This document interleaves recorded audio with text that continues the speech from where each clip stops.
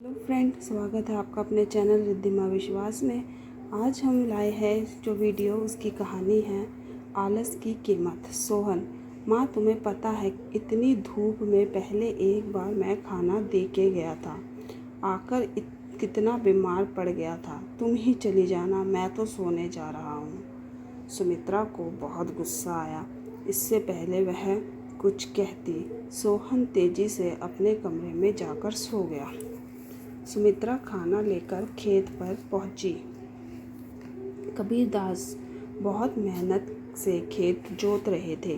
सुमित्रा, सुनो जी, पहले खाना खा लेते। कबीरदास, अरे तुम इतनी धूप में क्यों परेशान होती हो, सोहन के हाथ में खाना भेज देती। सुमित्रा, हमारे तो भाग्य फूट गए हैं। ऐसा आलसी बेटा खाता है और सो जाता है। भगवान जाने इस लड़के का क्या होगा। कबीरदास, चिंता मत करो, एक दिन सब ठीक हो जाएगा। सोहन के माता पिता सोहन की आदत से बहुत परेशान थे। वह कोई भी काम नहीं करता था, बस सारा दिन सारी रात सोता रहता था। एक दिन सोहन के पिता ने कहा, कबीरदास बेटा, मैं खाद और यूरिया लेने शहर जा रहा हूँ। 2 दिन लग जाएंगे, फसल तैयार होने वाली है। तू सुबह खेत पर चले जाना और सारा दिन वहीं रहना। शाम को खाना खाकर रात को सोने चले जाना वहीं। कहीं कोई जानवर खेत में ना घुस जाए या कोई और हमारी फसल को नुकसान ना पहुंचा दे। सोहन, पिताजी मुझसे ये सब नहीं हो पाएगा, आप माँ को बोल दीजिए। कबीरदास मोहन को सुबह 4 बजे जगा देती है। सुमित्रा मोहन को सुबह 4 बजे जगा देती है। सोहन हाथ में फावड़ा लेकर खेत में पहुंच जाता है। वहां जाकर देखता है चारों ओर ठंडी हवा चल रही थी। वह एक पेड़ के नीचे बैठ जाता है। तभी उसे हल्की हल्की रोशनी नजर आती है।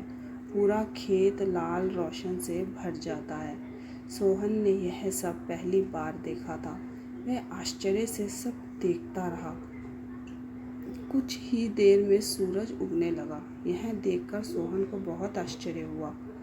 कुछ ही देर में सभी गांव वाले खेत में काम करने आ गए। सब अपने अपने खेत पर काम कर ही रहे थे। सोहन पेड़ के नीचे बैठा, तभी उसके पास के खेत से माधो काका आए।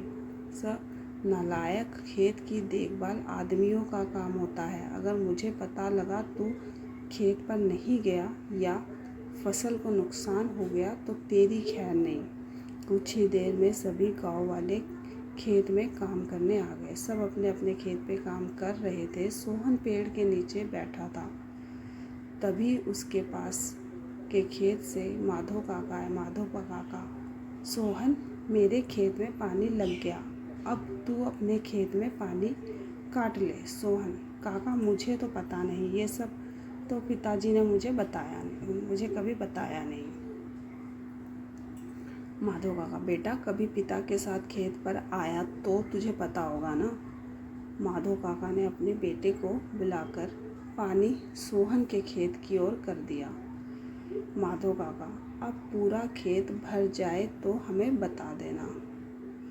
सोहन बैठकर देखता रहा, लेकिन सुबह जल्दी उठने के कारण उसे नींद आ गई। खेत में पानी बहुत ज़्यादा भर गया। तभी माधो काका दौड़ते हुए आए।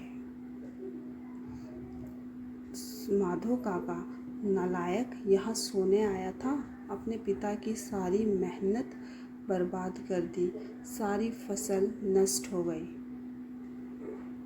मोहन हड़बड़ा कर उठा। उसका खेत पानी से लबालब भरा हुआ था। माधो काका ने जल्दी से पानी दूसरी ओर काटा, लेकिन तब तक बहुत देर हो चुकी थी। लगभग आधी फसल खराब हो चुकी थी। सोहन, काका, अब कुछ नहीं हो सकता क्या? माधव काका, नहीं बेटा, तैयार फसल का ध्यान बच्चे की तरह रखना पड़ता है। समय से पानी देना, खाद देना, जानवरों से बचाना, इसीलिए हम दिन रात खेत पर रहते हैं। अब तो भगवान ही मालिक है।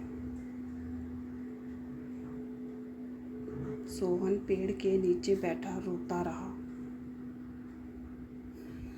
दोपहर को सुमित्रा खाना लेकर आई। उसे सब पता लगा तो उसने भी सोहन को बहुत डांटा। शाम को सोहन घर नहीं आया, ना ही उसने खाना खाया। उसकी भूख, प्यास, नींद सब उड़ चुकी थी। अगले दिन जब कबीर दास घर वापस आए तो उन्होंने सोहन के बारे में पूछा। सुमित्रा ने सारी बात बता दी।